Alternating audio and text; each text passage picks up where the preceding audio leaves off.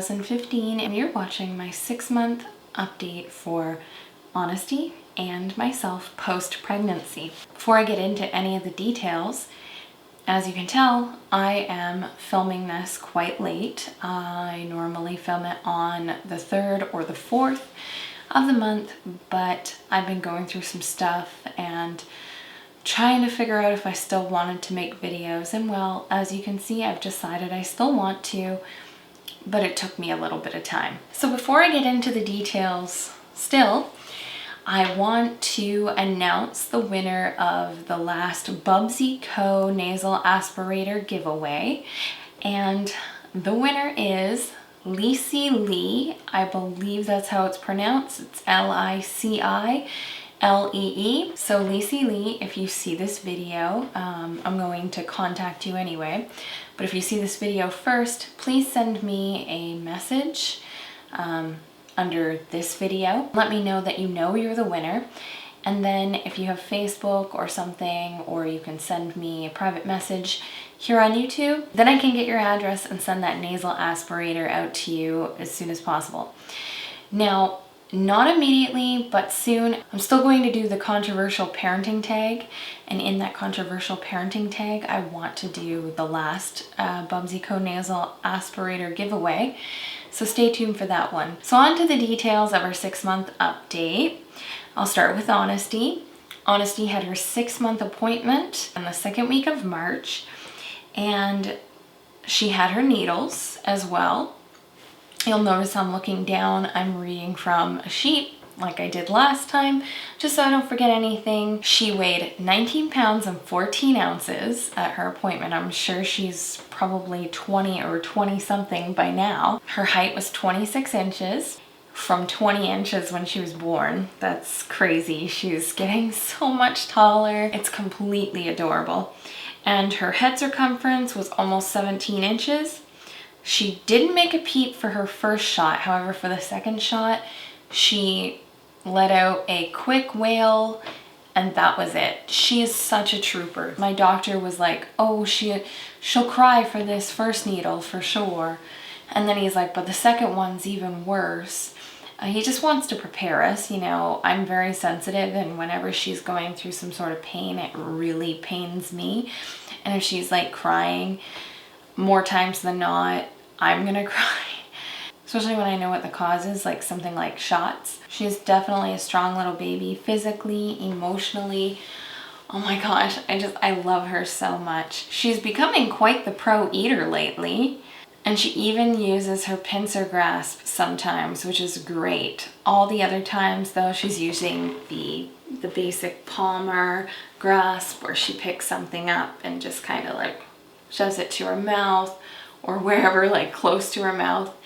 And she's getting really good at it though. Like, she usually just puts it straight in her mouth. If she's interested in it and she's had it before and she knows what it is, like carrots, green beans, that sort of thing, right straight to the mouth. Unless she's full, then she won't, and she'll just play with it, but it's super adorable. If you've been watching my videos, you know that I'm an advocate, and I actually do it myself, of the baby-led weaning way of feeding your child.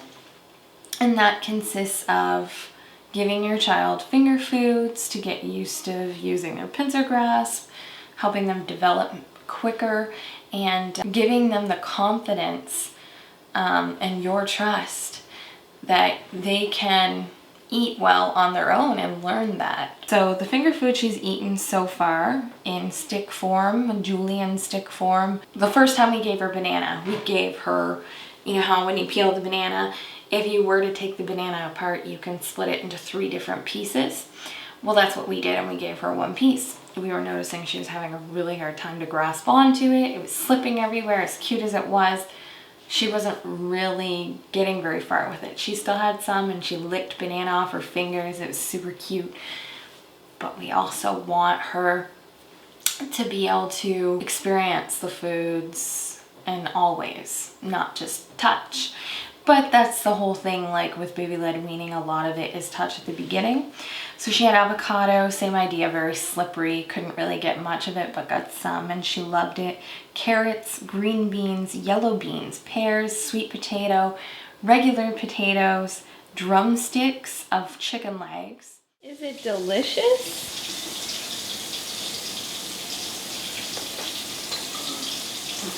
I think that's a yes. Is that camera distracting you now?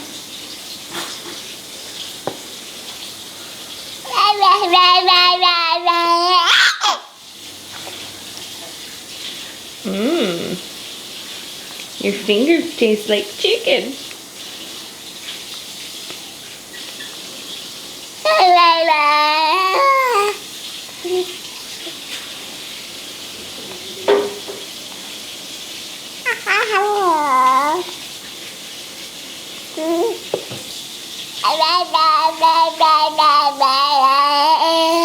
Oh, really? That's very interesting. I like having conversations with you, Honesty. What do you think?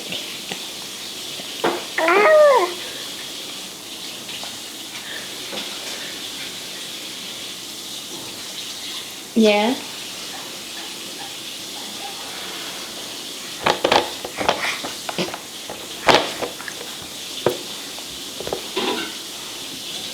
I love you.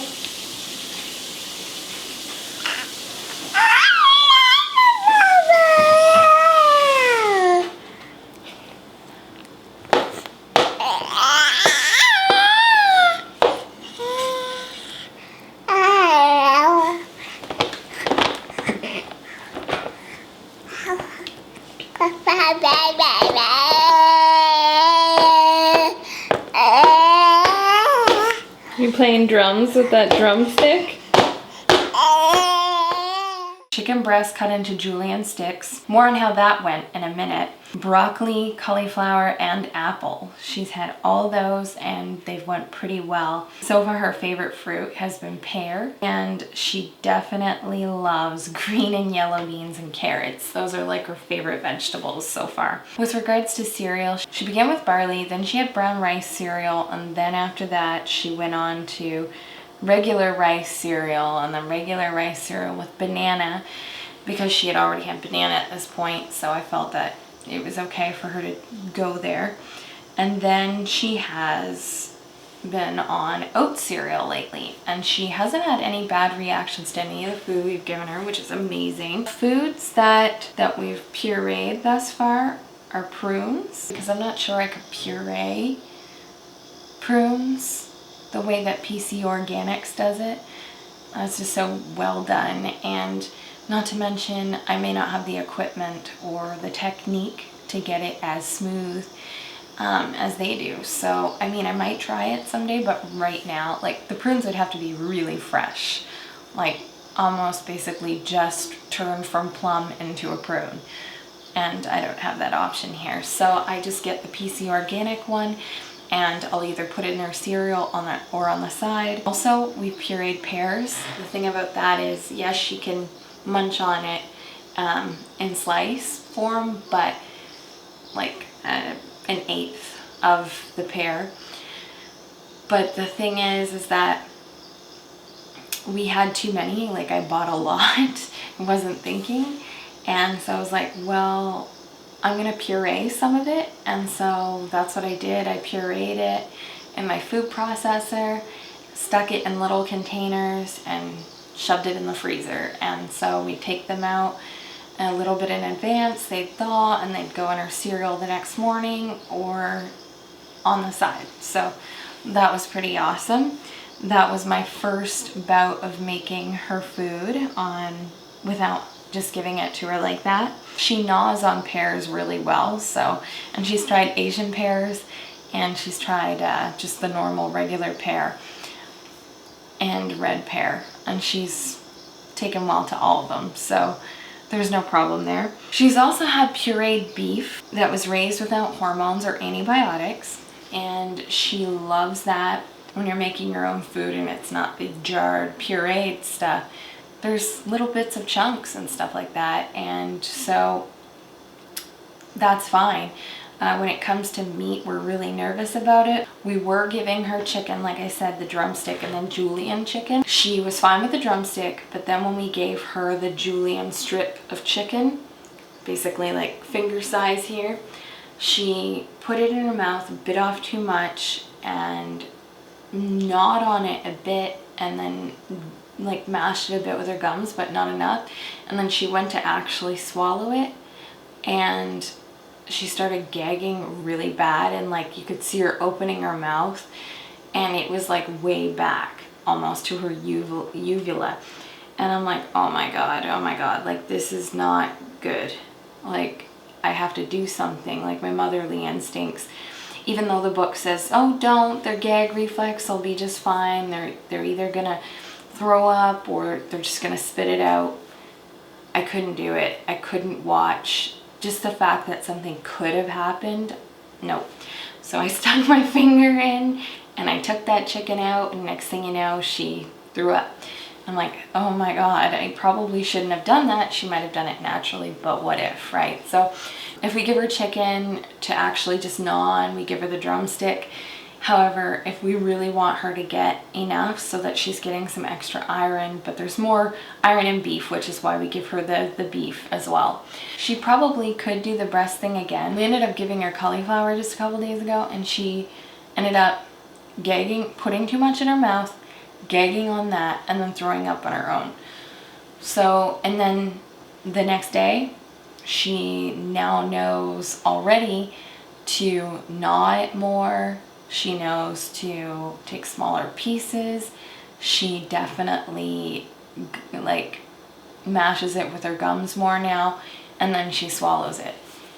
It's fantastic. So maybe she'd do the same thing with chicken, but we're just super nervous, and my instincts just tell me that we're not ready. Even if she might be, we're just not ready to go there, especially with beef. Like it's too much. Eventually I might just make sure there's bigger chunks, because she's got to get used to that developmentally. But for now, that's a no-no. Maybe when she's 8 months, I think. But yeah, my motherly instincts did not give a shit about baby-led weaning at the time and the concepts when I thought my daughter was going to choke. The moral of the story is, just because a book says you should do something doesn't mean you should always do it if your intuition tells you otherwise, especially being a mother of a little baby that you love so much. You don't want to see any harm come to them. So yeah, just listen to yourself. As a mother, we have those instincts to know when something feels right, and fathers do too. All in all, I love the baby-led weaning approach, don't get me wrong, and I feel that it's given Honesty some independence and taught her so much in such a short time. I definitely recommend it if your baby is ready for solids. Obviously, I'm not a pediatrician or a doctor, so you're gonna wanna consult with them before you do anything to make sure that they think your baby is ready for such a leap. It's very progressive. And a lot of people have commented, they're like, oh my god, what are you doing? Like, how is she getting any food if she's just like gnawing on it and not really eating all of it and just getting tiny little bits here and there? Well, right now she's getting most of her nutrients from milk. The thing is that they start lacking mostly is iron at this age, at 6 months plus. And so that also helps that we're pureeing the beef and the chicken and putting it in her cereal, which is also iron fortified, so she's getting some extra iron there. Is your baby ready for Julian foods? Do you feel she is?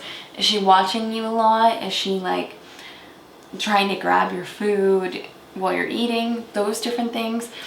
Do you think instead of Julian foods or finger foods, he or she might just be ready for purees? Or are they ready for a combination like we've been doing? I was looking online and wondering if it would affect her in a negative way that we were doing combined. If she's eating some things, but then we're feeding her other things, is that confusing her? And so I was feeling conflicted. So I looked it up and I found a book. So I bought this book that talks about combining them together, and next step up from just full out baby-led weaning. And it's pretty much what we're doing for the most part, so I'm pretty excited about that. And it just gives me some extra ideas and some extra tips and pointers. It's so rewarding to see her grow as a little person. job, Honesty. Honesty eating yellow beans and green beans for the first time. She loves them. First food she put in her mouth all by herself.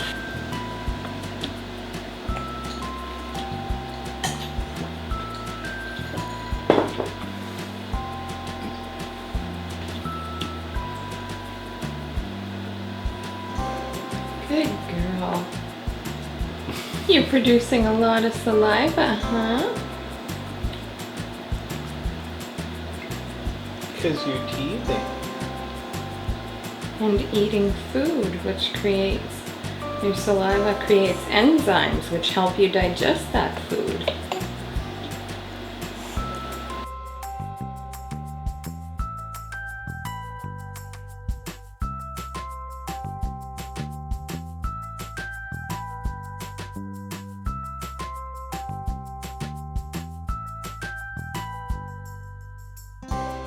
Honesty has been drinking formula on a new schedule.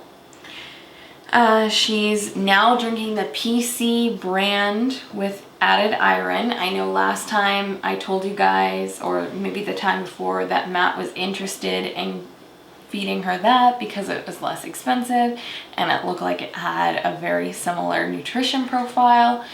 And I was weary because, well, what if she doesn't like it? But Matt was like, we can return it if she doesn't like it and we can buy more Similac. I was like, okay, let's give it a shot. She was fine with it. And in fact, once we realized something, because if you remember the last update, I said she was getting fussy and not finishing all of her bottles. We realized something that we could have been doing with Similac and whatever formula. Her new feeding schedule is 8 a.m. She has 8 ounces. And then at 12 p.m. she has another 8 ounces. Then at 4 or 4:30 p.m. she has another 8 ounces. And then at 7 or 7:30 p.m. she has 5 ounces. And that's basically like a snack. One, she's still getting her 29 ounces that she was before, and she's peeing less. So that helps her stay asleep now. We imagine that would help. And she's still satisfied. It's super amazing that we just kind of intuitively went into changing certain things, and it's really working well for her. Like I said, there was a point where she's getting really fussy, not finishing the last few ounces of her formula, sometimes up to 4 ounces. And then we'd have to try and get her to take it. We'd wait a few minutes, get her to try again. Sometimes she would take it, sometimes she wouldn't. It was terrible, and it just led to her being more fussy and not liking that and like moving her head. And we're like, well, she can't not be hungry. My doctor said the thing is that she should stay at least for now until she's eating way more solids. She should be still getting 29 ounces. It should not go lower yet.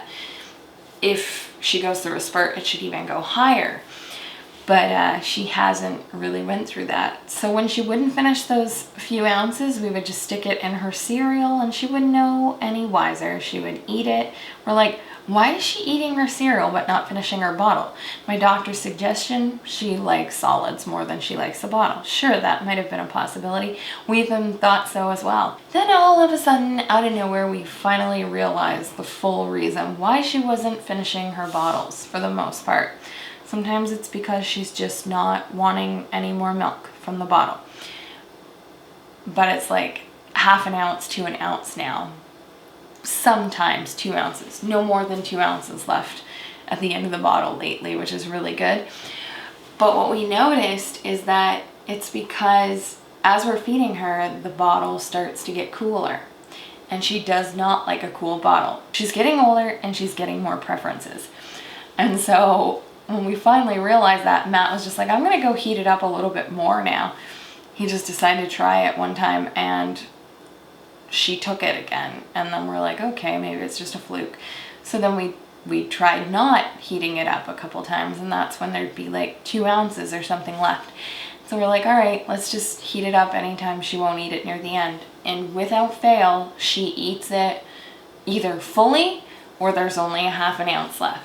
Just really listening and looking for the cues from your baby, I'm telling you, it works wonders. With her not wanting cool formula, we'll just heat it up whenever she needs it to be warmer, plain and simple. After her formula feeding, she has cereal with either fruit that's pureed or fruit that is whole. We also realize that when she starts to turn away or gets distracted really easily, it is time to stop feeding her. We just recently did that. We would try and keep giving her food.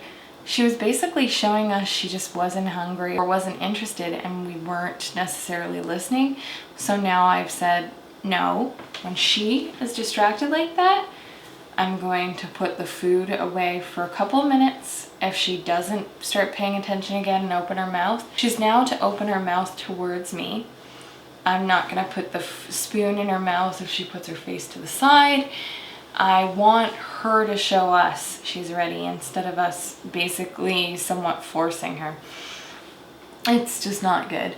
She's got to show us. And so if she doesn't show us that after a couple minutes, then I throw out the food. And if she's hungry in between, I'll either give her a whole fruit or a baby mum cracker, and that'll be that. Like if she really needs a snack, if she doesn't eat all her food, she doesn't usually fuss for food. So whatever, that's fine.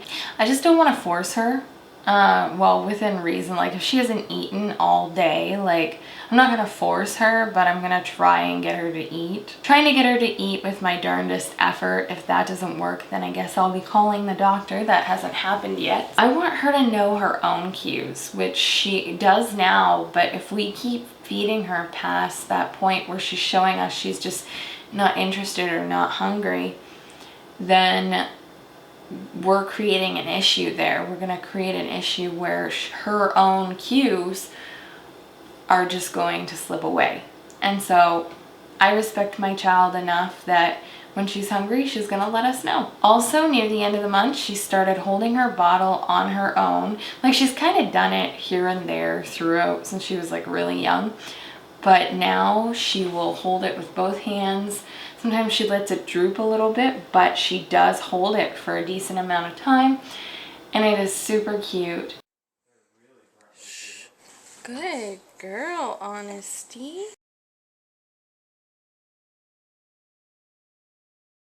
She's not perfect at it yet, but she is really getting good at this.